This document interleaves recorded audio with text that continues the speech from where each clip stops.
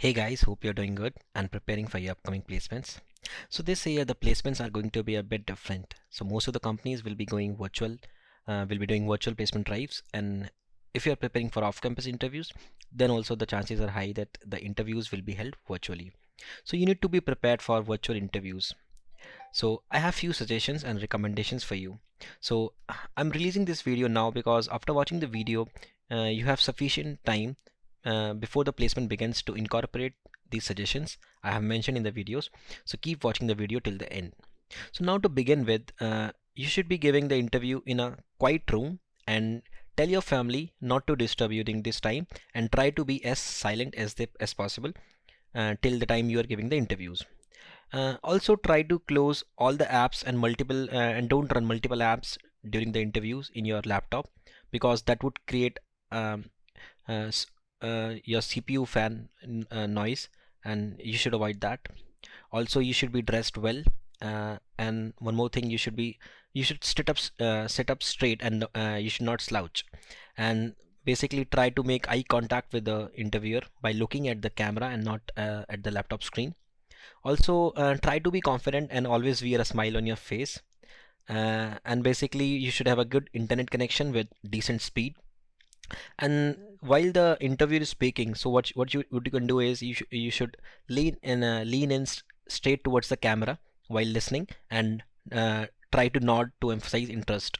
So you can do that, and basically articulate with hand gestures to avoid fidgeting. So and also try to use non-defensive postures. Example, basically you should not be folding hands in front of your chest. And also one good suggestion is try to mirror the body posture of the interviewer. This really creates rapport. So these were few points, and now I have some points from my personal experience, or I would say my personal suggestions. So basically you should use good headphones, basically having noise cancellation, so that and you should never use the laptop mic, because when you use the laptop mic there are a lot of disturbance of the ceiling fan and the laptop fan, and it becomes very noisy for the other participant on the call. So also one more thing which you can take care of is power cut. So power cut is very common, and since you would be using laptop, so your laptop battery should be charged. But for people who live in high rise societies where so when there is power cut, it takes few minutes to start the power backup, so the Wi-Fi modem remains shut down for this period. Now during this time you lose contact with the interviewer. So now here you need to figure out something to avoid this situation. So one thing you can do is you can purchase a small power backup especially for your Wi-Fi router, and it is available easily on any e-commerce platform. Also what you can do is, so you can practice some questions on the camera, like tell me something about you. So this is very common question the interviewer might ask you the first time. So you can practice these questions in the camera.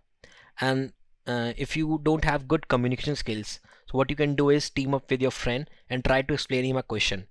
Basically try to explain him the solution for a question, and then he can do the same thing with you.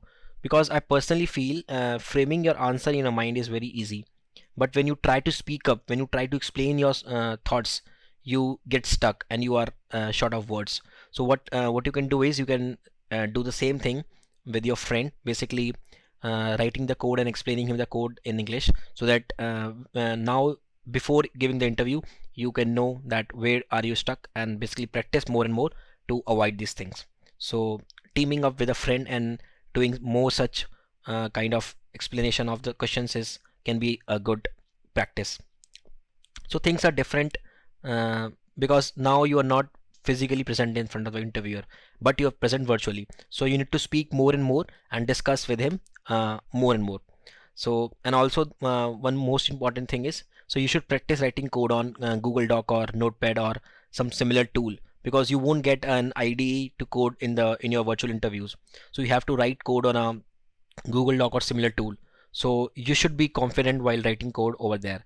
So you should practice more and more writing code over there, because generally what we try to do is, we when we use the ID, we use the we don't remember the function names. Like for example, if I ask you, if you code in Java and if I ask you the methods provided by the string class, you might not remember them all, but you would have habit of getting suggestion from the ID.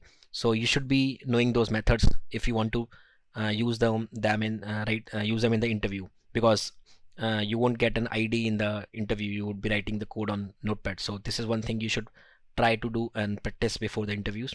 And also one more the important thing is you should keep a pen and paper in front with you, because because you need to develop the logic for the question.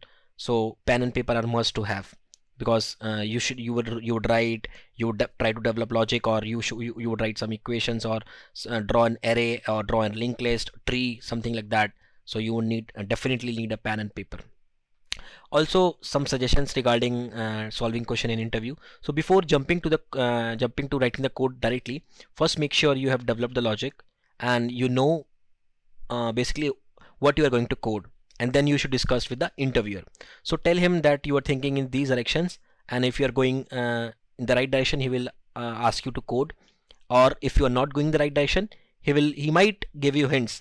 For example, he can say that, do you really think that arrays can work here?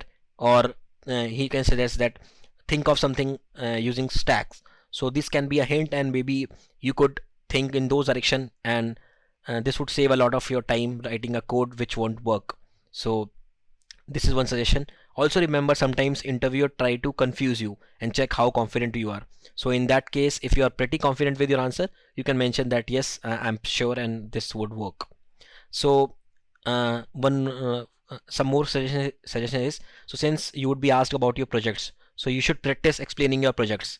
And effective or a good explanation of a project can be, so basically you can start with the explaining the topic and what use case the project is solving, and then you can tell the technology stack you have used in the project while developing it, and then basically you can tell specify your role and the contributions you have made in the project. And then if you can tell any achievements related to the project. So for example, if you have won any award for that project, or if you made that project open source and people are contributing to it, or any such achievement using that project, maybe you would have got some good feedback from your professor or something like that. So you can mention those things while explaining the project. That would create a difference.